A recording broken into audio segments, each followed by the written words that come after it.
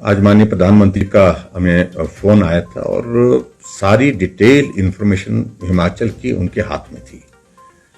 Total number of cases के साथ साथ में रिस्ट्रिक्शंस के बारे में उन्होंने जानकारी ली, पॉजिटिविटी रेट कितना है और उसके साथ में डेथ कितनी है, डेथ रेट कितना है। इन तमाम सारी बातों को चर्चा करने के बाद ऑक्सीजन की सप्लाई कैसे चल रही है, वैक्सीन की सप्लाई कैसे चल रही है और उसके बाद रिस्ट्रिक्शन में कुछ और चीज़ें जो करने की दृष्टि से आप सोच रहे हैं वो भी बात उन्होंने की है। और मुझे इस बात की प्रसन्नता है कि आदरणीय प्रधानमंत्री जी ने विस्तार से चर्चा करने के बाद हिमाचल प्रदेश के लिए इस संकट में हर संभव सहयोग जो दिया जा सकता है वो देने की उन्होंने बात कही है। एक बात तो सबसे बड़ी बात यही है कि आज की तारीख में जो हम लोगों को मुश्किल यहाँ आ रही है, मुश्किल में बड़ी बात यही आ रही है कि ऑक्सीजन की अभी शॉर्टेज तो नहीं है, लेकिन ऑक्सीजन के खाली सिलेंडर हमारे पास उपलब्ध कम है। उस दृष्टि से भी हमने आग्रह किया कि अगर खाली सिलेंडर हमको उपलब्ध हो जाते हैं तो, क्योंकि इस वक्त नंबर ऑफ केसेस हमारे पास जो एडमिट है उनमें से ज़्यादा लोगों को ऑक्सीजन की आवश्यकता महसूस हो रही है और डॉक्टर का कहना है कि ऑक्सीजन के लिए हमको खाली सिलेंडर जितने ज़्यादा मिल सकते हैं, जहाँ से भी मिल सकते हैं, वो उपलब्ध करवाने चाहिए। दूसरी बात, इस बात के लिए भी जो लोगों के बीच में कुछ चीज़ों को लेकर के जो मेडिसिन से रिलेटेड इश्यूज थे, पर्टिकुलरली जो रेमडेसिविर का जिक्र आ रहा था बातचीत में, उसमें उनका कहना है कि वो मेडिसिन सभी मरीजों के लिए आवश्यक है। ये ऐसा डॉक्टर्स ने बड़ा स्पष्ट कर दिया है, ये लोगों को जानकारी होनी चाहिए। और हमने कहा कि भी लोगों को इस बारे में जानकारी भी है और इसको और लोगों तक पहुंचाने की बात है। मेनली उनका फोकस ये था, एक पार्ट ये कि हम इस वायरस के संक्रमण को सीमित कैसे कर सकें, उसको पकड़ कैसे करें, उसको रोक कैसे सकते हैं, उसके लिए जो भी सख्त कदम उठाने की आवश्यकता है उस दिशा में आगे बढ़ो।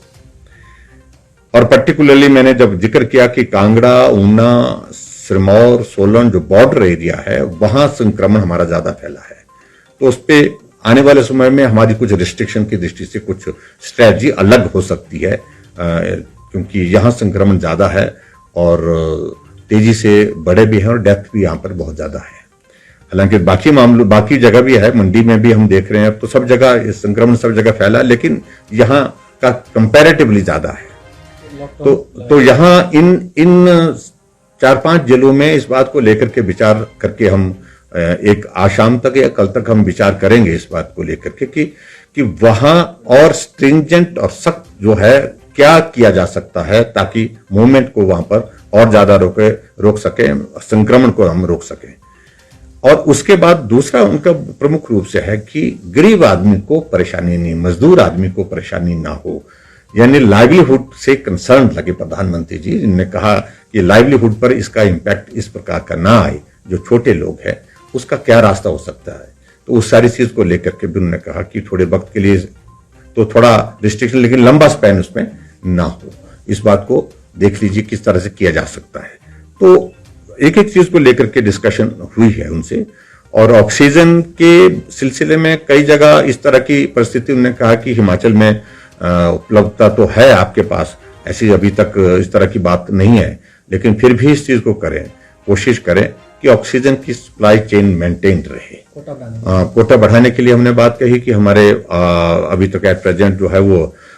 15 मीट्रिक टन जो है हमको कोटा निर्धारित हुआ, हमने इसको लिए हमने लिखा हुआ 30 करने के लिए हमने बोला हुआ है। इन बातों को लेकर के भी उन्होंने कहा कि इन सारी चीजों को लेकर विचार करते हैं कि जो किया जा सकता है करने की। लेकिन कई जगह इस बात को भी देखा गया है कि देश के बहुत जगह ऑक्सीजन का वेस्टेज भी बहुत ज्यादा इस पे हो रहा है, तो इस बात को लेकर के भी थोड़ा सा ठीक करने की जो जरूरतें हैं, एक एक चीज के लिए बारीकी से उन्होंने जानकारियां हासिल की है। और जहां मृत्यु दर में भी हिमाचल प्रदेश में हमने देखा कि काफी नंबर, पिछले कल 56 टोटल डेथ हुई है, दुर्भाग्यपूर्ण स्थिति है वो हमारे लिए, वो काफी ज्यादा है, वो चिंता का भी विषय है। तो उस पे क्या, किस कारण से लोगों की मृत्यु हो रही है, यानी कि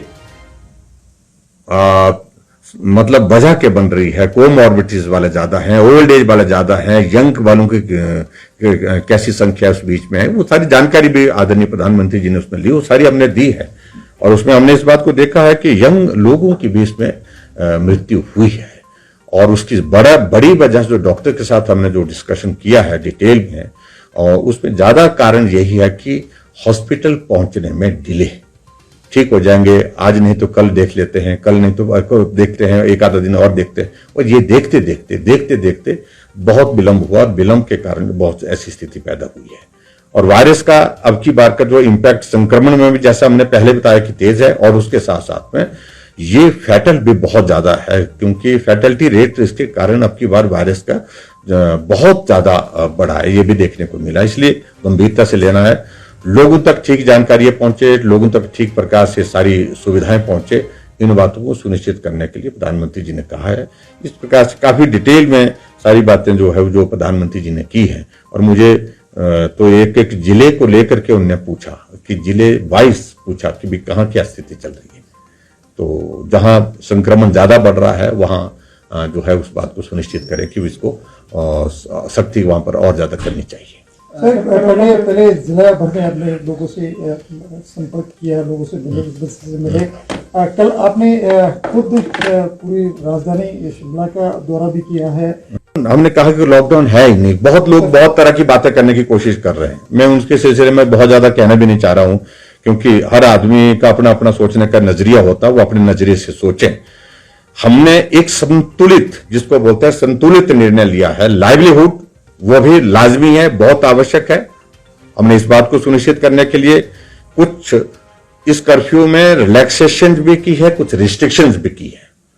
और जो बहुत बुद्धिजीवी हमको पढ़ाने लगे, मेहरबानी करके वो अपनी जगह रहें, अपना ज्ञान अपने तक रखें, या लोगों के बीच में जो कहना कहें, लेकिन अनावश्यक रूप से उनको गाली सरकार को दिए बिना तसल्ली नहीं होती है। ये बहुत दुर्भाग्यपूर्ण कल्चर बन गया है। मैं एक वकील को देख रहा था, और जिस भाषा में बोलता है वो, मुझे मालूम नहीं कहां पढ़ाई की उस आदमी ने,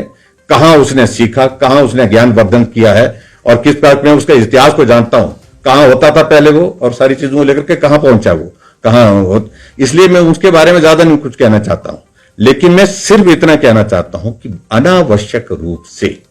गवर्नमेंट के खिलाफ कोई इश्यू है, बोलना चाहिए, कमी है, बोलना चाहिए, लेकिन उसके बावजूद भी जो ऐसे संकट के क्षण में जब दौर गुजर रहा है, हमें इन चीजों से बच करके उन लोगों की मदद के लिए आगे आना चाहिए जिनको मदद की जरूरत है। यही मैं कहना चाहता हूं। और पहले दिन से अब जब संक्रमण की गति बहुत तेजी से बढ़ी है, तो बेड कैपेसिटी बढ़ाने के लिए जहां जहां किया जा सकता तो वो हमने करने की कोशिश की है। कांगड़ा में राधा स्वामी सत्संग का जो प्रांगण है, उसमें हमारा काम युद्ध स्तर पर चला है। पहले 250 की कैपेसिटी, उसको 500 तक करेंगे, फिर 1000 तक के लिए, और वो कैपेसिटी एक्सपेंडेबल है। वो अगर बहुत ज्यादा जाने की आवश्यकता पड़ेगी तो 5000 की कैपेसिटी भी उस कैंपस के अंदर की जा सकती है। हमको अगर जरूरत पड़ी तो वहां तक भी जाएंगे। सोलन में राधा स्वामी का एक बहुत बड़ा संस्थान है, वहां पर भी हमने कह दिया कि वहां पर भी आप शुरू करें, वहां पर भी काम की प्रक्रिया जो है, प्रोसेस जो है वो बहुत जल्दी शुरू हो जाएगा। मंडी में राधा स्वामी सत्संग का जो स्थान लेने के बाद वहां पर बेड कैपेसिटी को बढ़ाने के लिए हमने काम शुरू कर दिया, बहुत तेज गति से काम चल पड़ा है, और मुझे लगता है कि 4-5 दिन के अंदर वहां पर भी 200 की कैपेसिटी का हॉस्पिटल वहां पर बन करके मतलब वो तैयार हो जाएगा। हमारे लिए सिर्फ चुनौती एक ही चीज के लिए है कि जितनी बेड कैपेसिटी हम जनरेट कर रहे हैं, उसी तरह से हमको जो जरूरत है वो ऑक्सीजन के सिलेंडर की जरूरत रहेगी, ऑक्सीजन की सप्लाई की जरूरत रहेगी। वो चुनौती है, लेकिन मुझे पूरा भरोसा, पूरा उम्मीद है कि उसमें भी हम पूरा निश्चित रूप से पूरा करेंगे। पीक लग रहा है सर कि पीक आ गया है, या कब तक पीक? अभी तक ऐसा माना जा रहा है कि पीक की दिशा में आगे बढ़ रहे हैं, लेकिन अभी तक कहा नहीं जा सकता है कि पीक ये है, ये आना बाकी